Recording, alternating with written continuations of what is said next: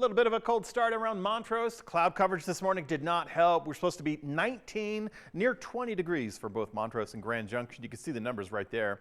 Yeah, chilly start in the Gunnison River Valley, also in Craig. We've been plagued with cloud coverage throughout the day. Grand Junction, as a result, lower 30s as our high temperature. Delta Montrose, some clearing, not a lot, mid-30s. So pretty much expected. This is how the outcome was for the wrapping up of the work week, otherwise known as Friday. Current temperatures right now at 32 for Delta, below for both Grand Junction and Montrose. Heading through the overnight hours, we're going to keep cloud coverage going. Tomorrow afternoon, here's the interesting thing. Not only do we represent a slight chance of seeing snow showers in the morning for Grand Junction, Delta, Montrose, no accumulations. And we'll do it again Saturday evening. Another shot at seeing them, no accumulations. But with the midday sunshine popping through those clouds, we could achieve an uptick in temperatures, which is what we're supposed to. The forecast calls for slightly less cold Saturday and even considered mild on Sunday with a run towards the average temperatures of 40 degrees. That'll be courtesy of the southwest flow Sunday afternoon. That's going to be one responsible factor in our warm-up. The other responsible factor will be an increase in wind speeds. So for Sunday, we're looking at about 15 to 25 mile per hour winds. Some of the areas in the mountain zones right now that are under winter weather advisories and storm warnings have stronger wind speeds throughout the night and throughout the day tomorrow. And more on that in a second. Right around midday today, we saw those snow flurries around Grand Junction. Not much else, though. We also started to see some light showers developing. We've had a consistent band of snow along the Highway 40 corridor. That includes Oak Creek, not necessarily Highway 40, but Oak Creek, Craig, and Hayden. These areas, Craig and Hayden, have received 5 to 10 inches of snow. So the northwest corner of Colorado going to get some snow, even though we don't have the highest elevations there. We have snow falling right now along the I-70 stretch. We actually had multiple accidents along the Glenwood Springs portion of that, and we did have a subsequent shutdown on I-70. We've since reopened, but emphasis on travel this weekend.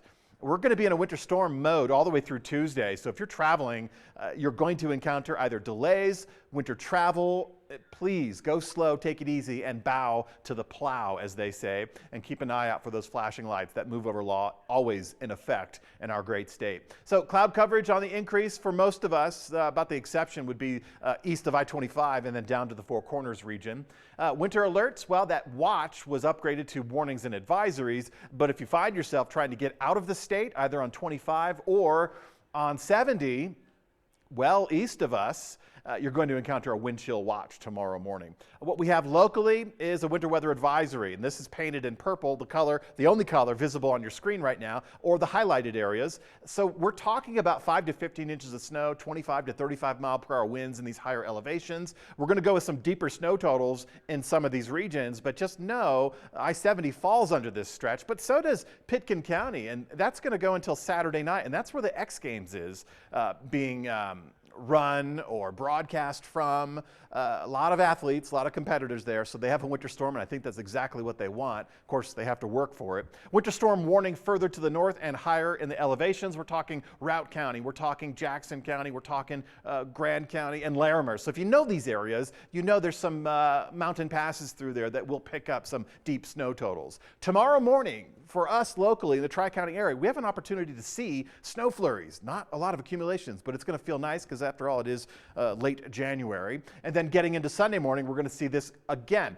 This first period of the storm system tonight, Saturday night, when those advisories and warnings expire, that'll represent the first round, and this is primarily for the northern zones. The second round comes online Sunday night and will stick around through Tuesday morning, and that's going to be a whole different animal coming at us from the west, southwest with a cold front, so we will get colder temperatures middle of next week, and we'll have better opportunities to get snow totals locally. Now, the mountain zones, you're looking for the pink colors. At the end of Saturday, we'll see another foot and a half, even 2 feet in some areas, so that's something to be mindful of if you travel up there. The rest of the evening, that's where it's located. Snow showers along the divide and in the northern zones, and that'll continue overnight into tomorrow, Saturday, and that's going to continue throughout the day on Saturday, tapering off when those advisories and warnings expire, and then another round dropping in along the west coast, and that's going to swing a little further south for us. So that's going to be something we're going to want to participate in, because that represents not only mild on Sunday and breezy on Sunday, but snow on Monday.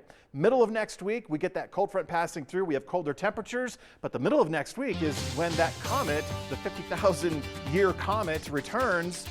The closest approach to Earth will be for the midweek period, so we expect some clearing and at least the better viewing between now and then.